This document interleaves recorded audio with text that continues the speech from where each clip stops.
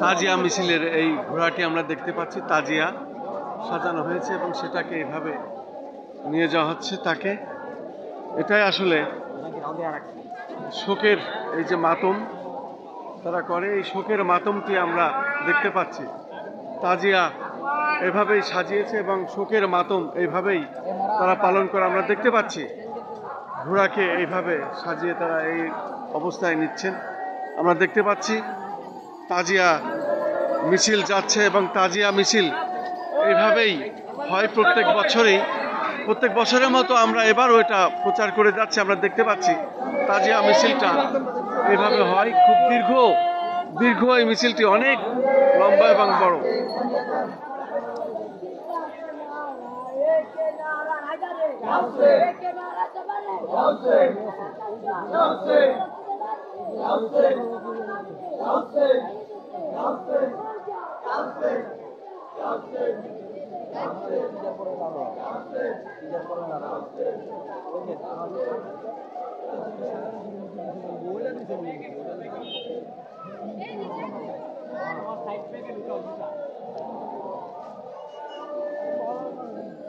দেখতে পাচ্ছি আরেকটি ঘোড়া, পরপর দুটো ঘোড়া এভাবে তাজিয়া সাজানো হয়েছে এবং এইভাবে তারা নিয়ে যাচ্ছে মিছিলের মধ্যে আমরা দেখতে পাচ্ছি।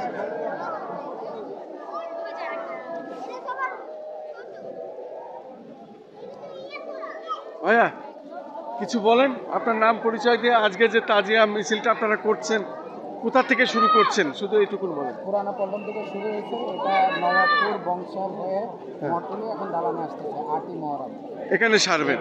জি, তাহলে এই 10ই মহরম আপনারা প্রত্যেক বছরের মতো এবারও পালন করছেন এবং আমরা দেখতে পাচ্ছি লক্ষাধিক জনতা এখানে অংশগ্রহণ করেছেন এবং কোনো সমস্যা বাধা নেই। না না না, এবার মাশাআল্লাহ খুব ভালো, গত 5 বছর থেকে এবার খুব ভালো। এই ঘোড়াটাকে আপনারা কিভাবে সাজিয়েছেন, তাজ কি বলে?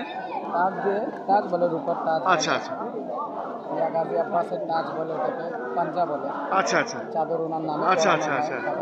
শুধু দর্শক মণ্ডলী দেখুন কিভাবে তাজ তাকে সাজানো হয়েছে ঘোড়াকে। এটা দেখলে আসলে বুঝতে পারবেন, না দেখলে এটা বুঝবেন না আসলে।